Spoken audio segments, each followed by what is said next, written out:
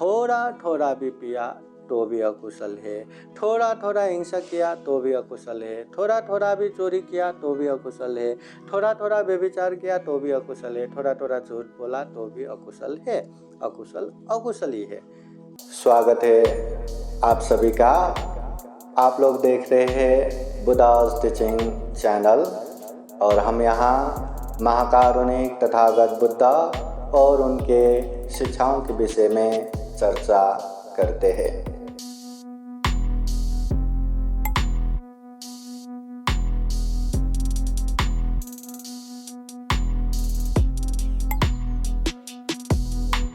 धम्मं चरे सुचरितं नतं दुच्चरितं चरे धम्मचारी सुखं सेति अस्मिन् लोके परामि च। महाकारुणिक तथागत भगवान बुद्ध को त्रिबार वंदना। महाकारुणिक तथागत बुद्ध द्वारा देशित स्वाख्यात धम्म को त्रिबार वंदना। महाकारुणिक तथागत बुद्ध के आर्य श्रावक संघ को त्रिबार वंदना।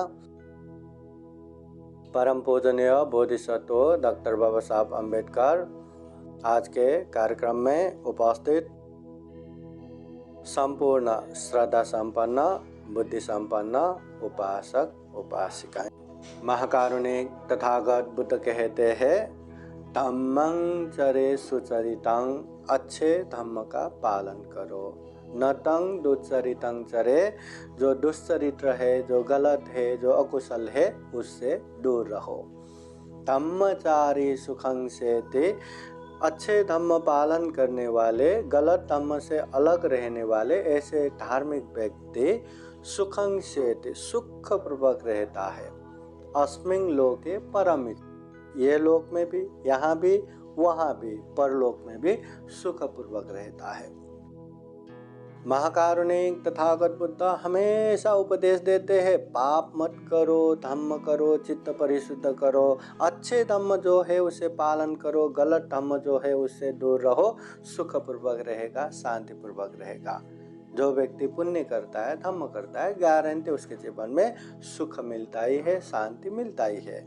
और दुनिया में देखा जाए तो जितने भी लोग हैं सबको सुख शांति चाहिए। हर कोई हर चीज़ करता है तो वही सुख शांति के आस में। लोग पढ़ते हैं, लोग बड़े बनते हैं, लोग कमाते हैं, लोग ये घर बनाते हैं, गाड़ी लेते हैं, हर चीज़ के पीछे सुख शांति रहता है। मगर सुख शांति प्राप्ति के लिए वो कौन से रास्ते पे जा रहे, ये इम्पोर्टेंट है। सुख शांति के प्रलोभन में वो दुख शांति के मार्ग पे तो नहीं जा रहे। अगर दुख शांति के मार्ग पे जा रहे तो सुख शांति कैसे मिलेगा, है ना। अभी हमें जाना है नागपुर की तरफ, हाँ, मगर हम इधर रत्नागिरी की तरफ बढ़ रहे हैं तो नागपुर कभी पहुँचेंगे क्या? कभी नहीं पहुँचेंगे। हमें जाना पड़ेगा नागपुर की तरफ, फिर जाके आज नहीं तो कल नागपुर पहुँच ही जाएंगे। उसी तरह दुनिया में हर कोई सुख शांति चाहते हैं, तो सुख शांति चाहते हैं तो सुख शांति के रास्ते पे चलना शुरू करो। आज नहीं तो कल वो सुख प्राप्त होगा ही। मगर सुख शांति के मार्ग पे वो जाता ही नहीं, चलता ही नहीं, या गया तो भी अपोजिट चल के बस मुझे सुख चाहिए, शांति चाहिए कहने मात्र से वो सुख शांति मिलने वाला नहीं है। तथागत बुद्ध बहुत ही स्पष्ट रूप से बताते हैं कि दुनिया में जो जैसा कर्म करता है, अच्छा करो या बुरा, उसका परिणाम उसको ही भुगतना पड़ता है। ऐसा भी नहीं, हाँ, ऐसा भी नहीं कि मैं गलत करूँगा, पाप करूँगा तो कम से कम मेरे घर में 4-5 लोग हैं, मैं थोड़ा थोड़ा तो बांट के दे ही सकता हूँ। क्या ऐसा भी संभव है क्या? नहीं, जितना पाप किया खुद को ही भुगतना है। और ऐसा भी नहीं ना कि मैं इतने मेहनत से इतने परिश्रम से मैं पुण्य करूँगा, घर के 4-5 लोग हैं, सबको मैं, हाँ, मतलब अंश भाग तो नहीं लगता, या उन लोगों को भी तो बांट के देना न पड़े, है ना। वो भी ज़रूरत नहीं है। अगर हमने पुण्य किया है तो उसका सुख शांति भी भरपूर हमें ही मिलने वाला है। इसलिए तथागत बुद्ध कहते हैं पुण्य करो अगर सुख शांति चाहते हो तो, पाप मत करो अगर दुख अशांति से दूर दूर रहना है। तो और तथागत बुद्ध अनेक अनेक उदाहरण दे के समझाते, जो जो गलत करते हैं उसको गलत परिणाम आते ही है। तथागत बुद्ध के समय में बहुत ही श्रद्धा पूर्वक एक भिक्षु बना। अब भिक्षु बन के ज्यादा समय न बीतते अभी वो बीमार पड़ गए, और बीमार पड़ के शरीर में फोड़ा फोड़ा निकलने लगा, और वो फोड़ा बढ़ते बढ़ते बढ़ते बहुत बड़ा बड़ा हो गया, वो टूटने लगा, फूटने लगा, वहाँ से अनेक गंदगी बहने लगा, और ऐसे एक दो नहीं पूरा शरीर पर ऐसा होते होते शरीर का ये मांस, ये स्किन भी चूर्ण चूर्ण होने लगा, और होते होते पूरा हड्डी हड्डी तक टूटने लगा। तो ऐसे में वो जहाँ रहता है वहीं पूरे शरीर पे गंदगी बह रहा है, पूरे शरीर पे खून बह रहा है, उसका पूरा कपड़ा खून से लटपट लटपट है, और इतने दूर दूर से बास आता है तो उसके सामने भी कोई नहीं जाता, उसकी सेवा करना तो दूर की बात है। तो ऐसे वहीं रहो, वहीं सो जाओ, वहीं खाओ, वहीं मल मूत्र त्याग करो, ऐसे नरक में जैसा बैठना पड़ा। तो एक समय तथागत बुद्ध महाकरुणा समापति ध्यान से देखते हैं कि आज मैं किसका उपकार करूं या किसके पास जाऊं तो उसका उपकार होगा। तो ऐसे महाकरुणा समापति ध्यान में बैठते समय वही भिक्षु दिखाई दिया। बुद्ध वहां गए, बुद्ध खुद होके सेवा करने लगे। तो बुद्ध को सेवा करते देख के बाकी सब भिक्षु लोग भी आए, किसी ने कपड़ा धो के दिया, किसी ने कपड़ा भिगो भिगो के उसको साफ कर दिया, किसी ने जगह साफ कर दिया, ऐसे अच्छे से साफ सुथरा करके साफ सुथरा कपड़ा पहना के उसको अच्छे से रखा। कितने कितने समय से इतनी गंदगी में रह रह के घुटन हो रहा था, आज पूरा साफ सुथरा देख के मन हल्का हुआ, प्रसन्न हुआ। ऐसे समय में तथागत बुद्ध उसको उपदेश देते हैं, हे भिक्षु देखो, ये तुम्हारा शरीर पहले देखो और अभी का देखो।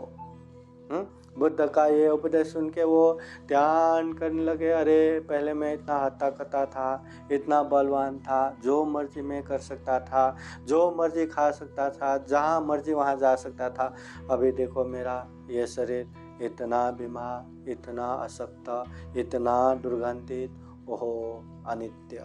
तो अनित्य अनित्य याद करते करते, बुद्ध के उपदेश याद करते करते एकदम आलम्बन हो गया, ध्यान हो गया, और ध्यान करते करते वो भी दुख मुक्त अनंत हो गया और प्राण भी त्याग दिया, परिनिर्वाण भी हो गया। तो भिक्षु लोग पूछते हैं कि इतने दुर्गंधित वो भिक्षु जिसे पुतिगत तिस्स कहते हैं, एकदम दुर्गंधित भिक्षु नाम से पुकारते थे, तो वो दुर्गंधित भिक्षु मर गया, वो कहाँ गए होंगे। तो तथागत बुद्ध आके भिक्षुओं से पूछते क्या बातें हो रहा था, तो हम ऐसे बातें कर रहे थे। बुद्ध कहते हैं वो 30 भिक्षु दुख मुक्त अरहंत हो गया। तो सब लोग कहते हैं अरहंत होने के लिए कितना कितना पुण्य पारमिता लगता है, तो इतने पारमिता है तो इतना दुख कैसे, इतना नारकीय जीवन बिता के देखो मरते मरते समय तक इतना दुख कष्ट भुगतना पड़ा, ये क्यों। तो तथागत बुद्ध कहते हैं वो उसका ही कर्म विपाक था, उसने वैसा ही कर्म करके आए थे इसलिए ऐसा भुगतना पड़ा। तो ऐसा क्या कर्म था, भगवान अच्छा होता आप बताते। फिर वो तथागत बुद्ध समझाते हैं कि पहले एक जन्म में वो शिकारी होके जन्म हुआ था, उसका काम था जंगलों में यहाँ वहाँ जाल फैलाना, धनुष बाण से शिकार करना, और जितने भी जाल में आते वो पशु पंछी जानवर को इकट्ठा करके लाना, उन लोगों को मार के बड़े बड़े अधिकारियों को वो मांस सप्लाई करना, मांस देना, यहाँ वहाँ बेचना, और जो बचा है वो खा पी के जिंदा रहना। तो ऐसा करते करते वो जिंदगी बिता रहा था। तो बड़े बड़े अधिकारियों को हर दिन मांस पहुंचाना रहता है, तो हर दिन तो जाल में आता भी नहीं, और कभी कभी तो ज़्यादा भी आता था। तो ज़्यादा पशु पंछियाँ वो पकड़ के लाते हैं, तो उसको रखने की जगह नहीं, शिकारी है, गरीब है, तो जगह नहीं, तो वो क्या करता था, कल परसों तक तो इन लोगों को बचा के रखना है, अभी मार के रखेंगे तो कल परसों तक बास आएगा, ये सारा का सारा वेस्ट जाएगा, तो करेंगे तो क्या करेंगे। तो पंछियाँ उड़ के न जाए, उन लोगों का पंख काट के निकाल के रखता था, ये लोग भाग न जाए, पैरों को भी तोड़ के ऐसे रखता था, मतलब मर भी ना सके और जिंदा भी ना रह सके, ताकि बास ना आए करके ऐसे असीम दुख पीड़ा दे दे के रखते थे। उन लोगों को मार के फिर हर दिन मांस पहुंचाता था। तो प्राणियों को हिंसा भी करके आए और इतना यातना भी दे के आए, तो उसी कर्म के विपाक से कितने कितने दुर्गति में गए, कहाँ कहाँ दुख भुगतने के बाद अंतिम समय में अनंत होने को आए। फिर भी है ना, वह इतना बीमार होके दुख कष्ट सह के बैठना पड़ा। इसलिए तथागत बुद्ध कहते हैं, जो हम करते हैं, जो बीज हम बोते हैं वही फल आते हैं। यादि संगोपते बीजं तादि संहरते फलं। खेतों में जैसा बीज डालेंगे वैसा ही उत्पन्न होगा, उसी तरह हम जैसा काम करेंगे वैसा ही फल आएगा, उसके अलावा कुछ भी नहीं। वो तो हमारा नसीब है कि हमें इतना दुर्लभ जीवन मिला, और नसीब है इतना दुर्लभ तथागत बुद्ध मिला, तथागत बुद्ध के सद्धर्म मिला, अच्छे बुरे का पहचान मिला, पाप धम्म का पहचान मिला। हम चाहे तो अच्छे से अच्छे पुण्य करके धम्म करके आगे बढ़ सकते हैं, ये ऐसा जीवन है। अगर हम न चाहे तो न चाहते हुए भी गलत गलत अकुशल अकुशल करते करते आगे बढ़ सकते हैं, है ना। अभी देखो मामा, देखो हाँ, दुर्लभ जीवन मिला है, हमें भी मिला है, उनको भी मिला है। बुद्ध का धम्म उनको भी मिला है, हमको भी मिला है। बुद्ध का सद्धर्म उन्होंने भी सुना है, हमने भी सुना है, पर न चाहते हुए भी न दारू छोड़ पा रहा है, न कुछ कर पा रहे, है ना। इतना दुर्लभ जीवन है। इसलिए बुद्ध कहते हैं, ऐसे अकुशल पाप से दूरी रहो। इससे बहुत बहुत दुख कष्ट भुगतना पड़ता है, क्योंकि बीज हम वैसा ही डाल रहे तो उसका इतना बढ़ चढ़ के, इतना बढ़ चढ़ के, इतना बढ़ चढ़ के उसका विपाक आता है, और वो विपाक बहुत भयानक रहता है। इसलिए तथागत बुद्ध कहते हैं, अकुशल पाप मत करो। और इस तरह का विपाक बहुत आया है। जैसे तथागत बुद्ध के अग्र श्रावक सारिपुत्र मौदगल्यायन, उसमें से मौदगल्यायन भिक्षु तो रिद्धि शक्ति में एतदग प्राप्त, अग्र स्थान प्राप्त, लाखों भिक्षुओं में सबसे ऊपर है। आकाश में उड़ना हो, एक ही झटके में कहीं से कहीं पहुंचना हो, स्वर्ग घूम के आना हो, नर्क घूम के आना हो, सारे के सारे करने वाले ये मौदगल्यायन भिक्षु। पर उनको भी 500 डाकुओं ने घेरा लगा लगा के बार बार मारने को आया, पर वो रिद्धि शक्ति तुरंत कहाँ से कहाँ पहुँच जाता, कभी पकड़ ना पाया। मगर बार बार ऐसे आता रहा, तो उन्होंने भी सोचा ये क्या हुआ, अच्छा ये मेरा ही पाप का कर्म है कि मुझे उन लोगों के हाथों से ही मरना है।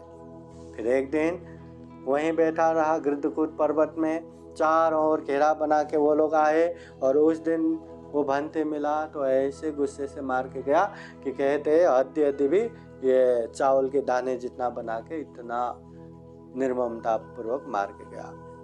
और फिर मौदगल्यायन भंते ने फिर से अपने आप को जोड़ के तथागत बुद्ध के पास जाके अनुमति लेके फिर बाद में परिनिर्वाण होते हैं।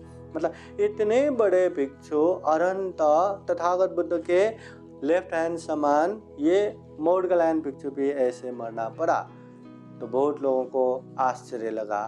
फिर तथागत बुद्ध समझाते हैं इसमें भी वो भी उनका ही कर्म है।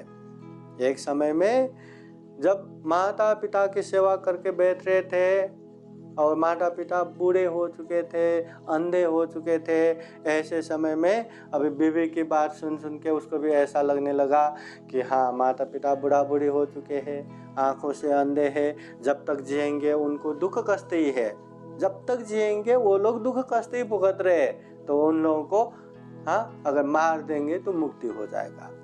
तो मारेंगे कैसे, माँ बाप को मारना तो बहुत भयानक है, कैसे मारेंगे, तो एक प्लान बना के उन लोगों को चलो कहीं तो घूमने जाएंगे करके उन लोगों को जंगल में लेके गया, और मैं थोड़ी देर में आता हूँ, मैं टॉयलेट जाके आता हूँ करके उन लोगों को वहीं रखा, और कहीं गए जैसा करके फिर खुद ही डाकू जैसा हा हो करके माँ बाप को मारने लगा। ऐसे समय में माँ बाप के मुंह से एक ही शब्द निकल रहा था कि बेटा यहाँ डाकू आया है, तुम यहाँ मत आओ, हम तो आज नहीं तो कल मरने वाले ही है, हमने तो अपनी ज़िंदगी जिया है, तुम्हारा तो पूरा ज़िंदगी पड़ा है, हाँ परिवार पड़ा है, तुम यहाँ मत आओ। तुम आएंगे तो तुम्हें भी मार डालेगा, भागो भागो करके वही बोल रहा था। तो बेटे जो अपने माता पिता को मारने में लगे हैं, पर मरते समय में भी ऐसे मुंह से अपने लिए ही ऐसे करुणा मैत्री, ये सुन के उसको बहुत पछतावा हुआ। वो सब वो लकड़ी ये वो जो मार रहे थे वो फेंक दिया, पैरों में पड़ के क्षमा मांगा और फिर से घर में ले जाके अच्छे से सेवा करके जिंदगी भर सेवा किया। मगर माता पिता को मारा नहीं, जान से नहीं मारा, मगर मारने के मनसाए से इतना चोट तो पहुंचाया ना।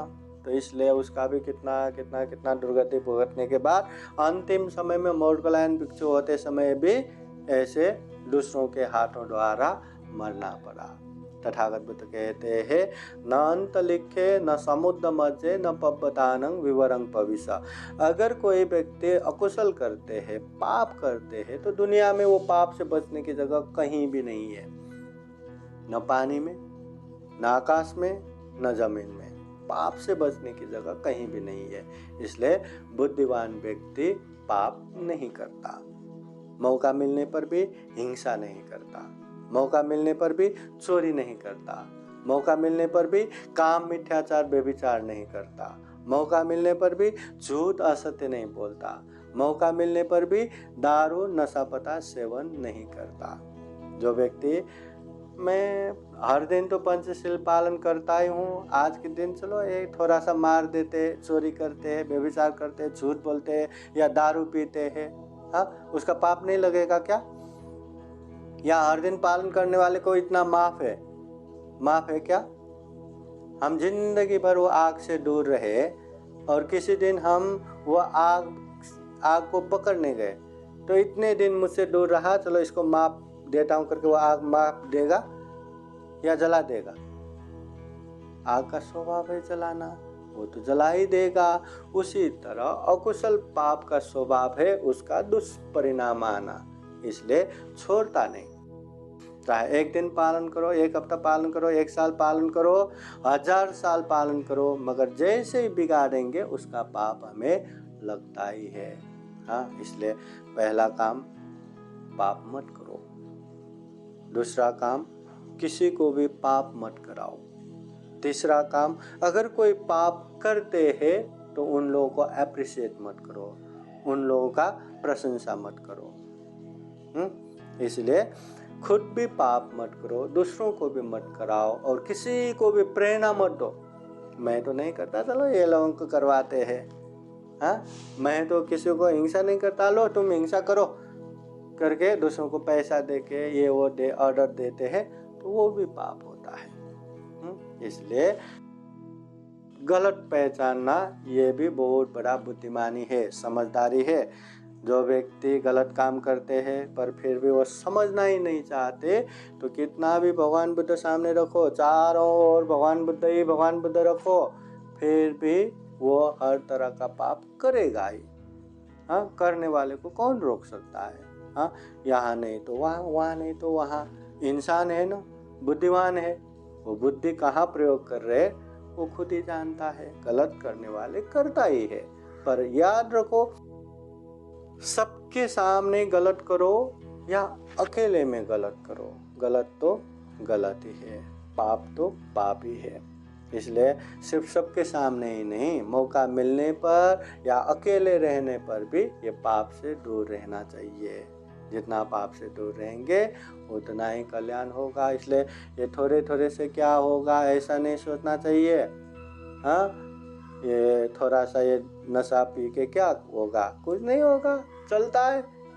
हाँ, शहर के जिंदगी में बहुत सारे लोग पीते हैं ना, थोड़ा थोड़ा नहीं पिएंगे तो जिएंगे कैसे, दोस्ती कैसे बनाएंगे, बिजनेस कैसा करेंगे, ये कैसा करेंगे, अरे थोड़ा थोड़ा तो हो, पर थोड़ा थोड़ा भी पिया तो भी अकुशल है, थोड़ा थोड़ा हिंसा किया तो भी अकुशल है, थोड़ा थोड़ा भी चोरी किया तो भी अकुशल है, थोड़ा थोड़ा व्यभिचार किया तो भी अकुशल है, थोड़ा थोड़ा झूठ बोला तो भी अकुशल है। अकुशल अकुशल ही है। तथागत बुद्ध ने सुरा मेरय मज्जपमादत्थाना वैरमणि अमल नशा पदार्थ सेवन ना करने का उपदेश दिया, तो कभी भी तथागत बुद्ध ने ऐसा बोला है क्या कि थोड़ा थोड़ा पिया तो कुछ नहीं होगा, या आपने लिमिट में रह के पिया तो कुछ नहीं होगा, ऐसा बोला है क्या? हाँ, बोला है? नहीं, क्योंकि ये अकुशल है। और अकुशल थोड़ा भी किया तो जितने पुण्य कार्य में फोर्स होना चाहिए इतना फोर्स नहीं होता, इतना वीर पराक्रम नहीं होता। और ये अकुशल मन से दान में भी इतना आगे नहीं बढ़ पाएंगे, शील में भी इतना आगे नहीं बढ़ पाएंगे, ये भावना में भी इतना आगे नहीं बढ़ पाएंगे।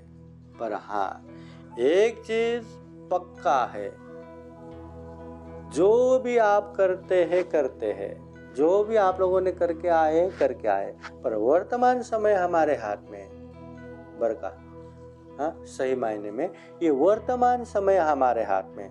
अगर हम चाहे हर अकुशल, हर पाप से दूर होके पुण्य कार्य में आगे बढ़ के हम दुख मुक्त हो सकते हैं। अभी अंगुलीमाल डाका देखो, हजारों लोगों को मार के आया, बुद्ध के शरण में आके वो दुख मुक्त अरहंत हो गया कि नहीं? हाँ, ऐसे बहुत सारे लोग हैं जो बुद्ध के शरण में आके सब छोड़ दिया, पहले जो किया, अब सब छोड़ छाड़ के अच्छे जगह पे गए, वो दुख मुक्त हो गए। इसलिए बड़ी बात नहीं है कि हिंसा करता है, चोरी करता है, व्यभिचार करता है, झूठ बोलता है, नशा पता सेवन करता है। बड़ी बात है कि ये जो मैं कर रहा हूँ ये गलत है, ये अकुशल है, ये पाप है। बस इतना समझ के उससे दूर रहा, उससे दूर होने के अभ्यास किया और अच्छे जगह पे जाता रहा, तो वो हमारा पुण्य हो गया, धम्म हो गया। सबसे पहले तो गलत नहीं करना चाहिए। गलत करते हैं तो समझना चाहिए मैं गलत कर रहा हूँ, और गलत समझने के बाद उससे किस तरह से दूर रहना है वो हमें पता होना चाहिए। एक छोटा बच्चा, उसको कितने भी गंदगी में रखो, उसमें बहुत मज़ा ले लेके खेलते रहते हैं, उसको मज़ा आता है कितना भी गंदगी हो। मगर वही बच्चा बड़े होने के बाद ऐसे ही गंदगी में खेल के बैठेगा क्या? थोड़ा भी लगा तो छी कैसे गंदगी, अभी धोना है, साफ करना है।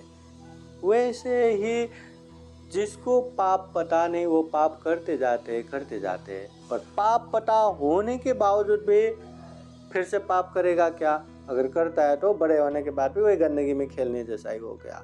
तो पाप पता चला तो पाप से दूर रहना चाहिए, पाप से बच के रहना चाहिए। पता ही नहीं तो नहीं, जब पता हुआ तब तो सजग सचेत रहना चाहिए। और सजग सचेत नहीं रहा, पता होने के बाद भी गलत काम में आगे बढ़ता रहा, तब हम सही मायने में इंसान नहीं है। हमने वो इंसानी भावना खत्म कर दिया, वो इंसानी गुण धर्म ही खत्म कर दिया। हम इंसान इसलिए भी है, हमें विवेक बुद्धि है, चिंतन मनन है, प्रज्ञा है, अच्छे बुरे पाप धर्म समझ सकते हैं, हर पाप से दूर रह सकते हैं, हर धर्म में आगे बढ़ सकते हैं। इतना दुर्लभ सर्वश्रेष्ठ ये जीवन है। इसलिए ये जीवन में जितना हो सके पुण्य करना है, धर्म करना है। और पुण्य धर्म करते भी ये समझना है कि मैं पुण्य कर रहा हूँ, धर्म कर रहा हूँ, नहीं तो हर बार में बहुत ही मार आता है। दान दूं तो ये दान भी क्यों दूं, इससे तो मैं ऐसा करूँगा वैसा करूँगा, मार आता है, लोभ मार आता है। शील पालन करूँ तो है, ये शील पालन करने से अच्छा है मैं दारू पी के मजा करूँ, मैं ऐसे घूम फिर के झूठ बोल के मजाक लूँ, ऐसा वैसा गलत भावना आता है। अभी ध्यान भी क्यों करूँ, इससे अच्छा मैं ये करूँ वो करूँ। तो पुण्य है, कुशल है, ये भी पता होना चाहिए। कुशल करने से हमें सुख शांति मिलेगा, ये भी पता होना चाहिए। उसी तरह पाप है, अकुशल है, ये भी पता होना चाहिए। अकुशल करने से दुख आएगा ही, ये भी पता होना चाहिए। अभी बहुत बार ऐसा भी लगता है कि कोई इंसान गलत कर रहा है, अकुशल कर रहा है, फिर भी वो बहुत सुखमय जीवन बिता रहे। उसके पास धन संपत्ति भी है, गाड़ी बंगलो भी है, बैंक बैलेंस भी है, सब है, बहुत सुखी दिखता है। जैसे अभी हम 2 घंटे से यहाँ बैठे हैं, 2 घंटे में किसी ने खाना नहीं खाया ना, 2 घंटे में। फिर उसके भी कुछ देर बाद चलो अभी संदेश ने खाना खाया, बाकी लोग ने और 2 घंटा वेट किया, दिखने में तो भूखा ही है ना, भूखा है ना। तो क्या पता आपने वो 4 घंटे पहले खाना खा के बैठे हो तो और 4 घंटा क्या और 2 घंटा भी आप लोग आराम से रह पाएंगे। हाँ, दिखने में भूखा है, आप लोग 2 घंटे से नहीं खा रहे, 4 घंटे से नहीं खा रहे और 2 घंटा भी नहीं खा रहे, 6 घंटा हो गया, क्या पता उससे पहले बहुत खा पी के बैठे हो। हाँ, वैसे ही दुनिया में बहुत सारे लोग ऐसे रहते, बहुत पुण्यवान रहते हैं। तो पुण्यवान होने की वजह से वो गलत भी करेंगे तो अच्छे से उसमें सफल हो जाता है, और पुण्यवान है ना तो हर चीज़ में उसको भर भर के मिलता है। तो लोगों को लगता है ये पाप कर रहा है फिर भी उसका अच्छा हो रहा है, हो सकता है उसने पहले बहुत पुण्य करके आए हो, पर पुण्यवान है तो हम अभी जिस राह पे चलेंगे वहाँ सफल हो जाएगा। गलत करेंगे तो गलत में भी सक्सेस हो जाएगा, अच्छे करेंगे तो अच्छे में भी सफल हो जाएंगे। मगर अच्छे करेंगे तो अभी भी बाद में भी अच्छा होगा, बुरा करेंगे तो अभी भी बाद में भी बुरा ही होगा। ये बात हमें स्पष्ट रूप से जानना है, और जितना हो सके उतना गलत अकुशल से दूर रहना है। हाँ, जब तक हम ये अकुशल से दूर नहीं हो पाएंगे तब तक हमारा कल्याण संभव नहीं है। इसलिए आज के समय में ज़्यादा लंबा धम्म देशना न देते हुए हम यही कामना करेंगे कि जीवन में कुशल अकुशल को समझ लीजिए, पाप धर्म को जान लीजिए। अगर हमने पाप करके बैठे हैं, अकुशल करके बैठे हैं तो समझ लेना अकुशल कर रहा हूँ, पाप कर रहा हूँ। जितना हो सके उतना जल्दी उस पाप से दूर हो जाइए। अगर हम जीवन में पुण्य कर रहे, धर्म कर रहे हैं तो समझ लीजिए हम पुण्य कर रहे, धर्म कर रहे, इसको और अच्छे से दृढ़ रूप से करते करते आगे बढ़ सके, और जीवन में ढेर सारा पुण्य धर्म करते हुए ये दुर्लभ, ये अमूल्य, ये सर्वश्रेष्ठ जीवन को सफल बना सके, सार्थक बना सके। अंत में जन्म जरा व्याधि मरण से मुक्त, सभी दुखों से अलग, जिसे विमुक्ति सुख कहते हैं, जिसे निर्वाण सुख कहते हैं, वो निर्वाण सुख भी प्राप्त कर सके। ऐसी कामना करते हुए ये धम्म देशना यहीं समापन करते हैं। सबका मंगल हो, सबका कल्याण हो। भवतु सब मंगलं। साधु साधु साधु। बुद्धं नमामि, बुद्ध को नमन करता हूँ। धम्मं नमामि, धम्म को नमन करता हूँ। संघं नमामि, संघ को नमन करता हूँ।